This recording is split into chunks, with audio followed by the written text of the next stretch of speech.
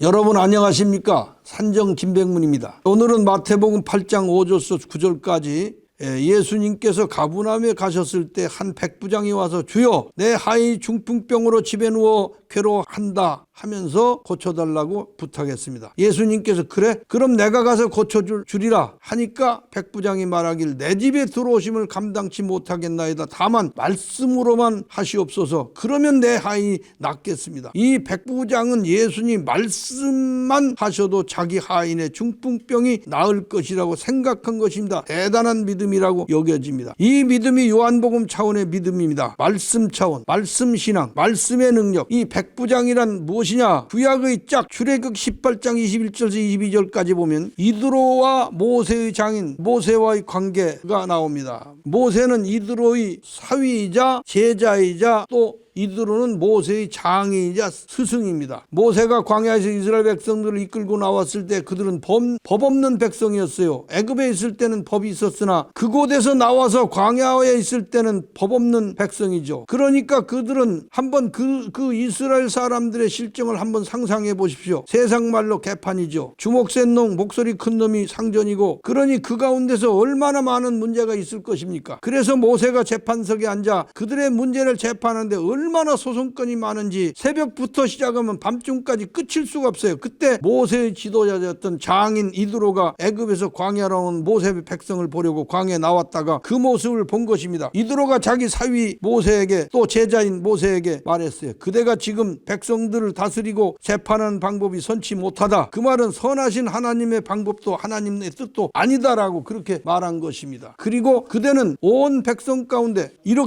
그대는 이렇게 하는 것이 좋겠다 하면서 온 백성 가운데 하나님을 두려워하며 제덕이 겸전한 자, 진실무망하며 불의한 일을 미워하는 자를 빼서 백성 위에 세워 첫째 천부장, 백부장, 50부장, 10부장을 세워 그들로 때를 따라 백성을 재판하게 하라 하였습니다. 그 말을 들은 모세는 그 위대한 스승 이드로의 그 한마디에 즉각 실천 실행하면서 백성을 다스리고 그렇게 다스림으로 바로 안정을 시켰습니다. 이 네 가지 조건을 갖춘 자들은 무엇을 뜻하느냐? 네 단계로 두고 백성들의 혼돈과 무법과 고통을 일거에 안정시킨 그것은 이 같은 이스라엘 역사는 오늘날 복음에 안 보이는 역사의 그림자입니다. 그 많은 사람들이 재판 문제, 심판을 모세 혼자서 다스릴 수 없었던 것과 같이 오늘날 예수 믿는 모든 신자들이 겪고 있는 같은 문제입니다. 오늘날 모든 신자들이 성경을 보면서 그 모든 성경 말씀을 한 차원에서 이해하려고 해결해 보려고 말할 수 없는 혼돈과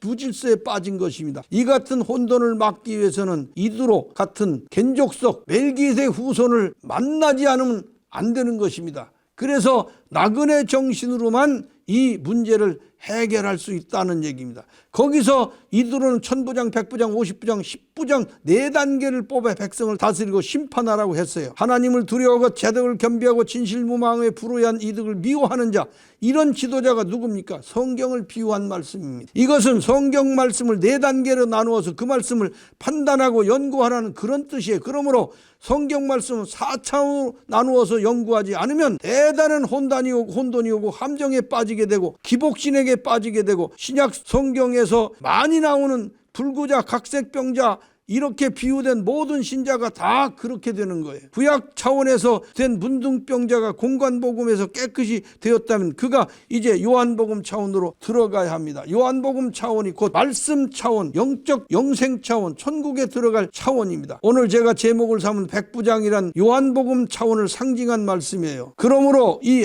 한 백부장이 나와 한 말씀은 요한복음 차원에서 일어난 말씀의 역사, 곧 백부장을 통해서 보여준 사건을 우리가 공부할 수가 있고 진리를 이해할 수가 있게 되는 것입니다. 믿음의 차원이 있고 신앙 단계가 있고 병든 신앙, 불구된 신앙, 죽은 신앙, 어린아이 신앙, 무식한 신앙, 가난한 신앙, 하인 신앙, 무속 신앙, 거짓 신앙, 가짜 신앙. 이 신앙과 믿음은 그 범위가 엄청 넓고 다양하고 헛발을 딛거나 사로잡히지 않도록 늘 깨어 기도하며 지혜롭게 신앙을 해야 합니다. 이것을 모르고 함부로 신앙으로 덤벼 뛰어들면 자신이 신앙하는 그것이 어떤 상태인지 잘 살펴보지도 않고 신앙하면은 이게 문제가 될 수가 있습니다. 성경에는 소경이 소경을 인도하면 둘 다 구덩이에 빠진다고 했고, 자기가 지금 하는 신앙의 무리가 거짓된 무리가 아닌지 잘 살펴야 합니다. 사람이 자기 건강을 늘 살피듯, 그래서 조기에 병을 발견하고 치료해야 하듯이 필자는 여러분에게 고백하지만 병원 의사 잘못 만나서 죽을 뻔한 사례가 한두 번이 아닙니다. 목사도 이와 같습니다. 다 참목자가 아니고 참 지도자가 아닙니다. 가짜가 지금 자신이 가짜 노릇하는 목사인지 자신도 모르는 목사가 많다는 것을 여러분이 알아야 합니다. 중풍병자는 공관봉은 차원하진 왔으나 불행히도 영적 병에 걸려 움직이지 못하는 마비된 사람이다. 그래서 요한복음 차원에 들어가질 못합니다. 이것을 보신 예수님께서 내가 가서 고쳐주리라 하신 것입니다. 그랬더니 백부장이 말씀만으로 하옵소서. 백부장은 요한복음 차원이므로 말씀을 내세운 것입니다. 마태복음 8장 10절서 13절 말씀에 예수께서 들으시고 이 백부장의 얘기를 들으시고 기이 여겨가지고 내가 진실로 말하지만 이스라엘 중에서 이 아무에게도 이만한 믿음을 내가 만나보지 못했다 하셨습니다. 그리고 백부장에게 가라 믿은 대로 될지어다 하시니 그 시로 하이 나왔다고 했습니다. 당시 로마군의 백부장이면 대단한 신분입니다. 그런데도 불구하고 초라한 나그네 되신 예수님에게 주여한 것입니다. 이는 이스라엘 조상 때부터 가져야 할 윤리의 정신을 백부장은 지킨 것입니다. 이것이 나그네 정신이, 나그네 정신은 첫째 겸손, 둘째 인자와 궁율입니다. 그깟 하이쯤 하인 하나쯤 하고 버려두면 고만이었지만은 그렇게 버리지 않은 것은 그 백부장에게 인자와 궁율 곧 나그네 정신이 있었기 때문입니다. 이것을 윤례라고 합니다. 이것이 없으면 하나님의 나라의 본 자손이라도 내쫓기고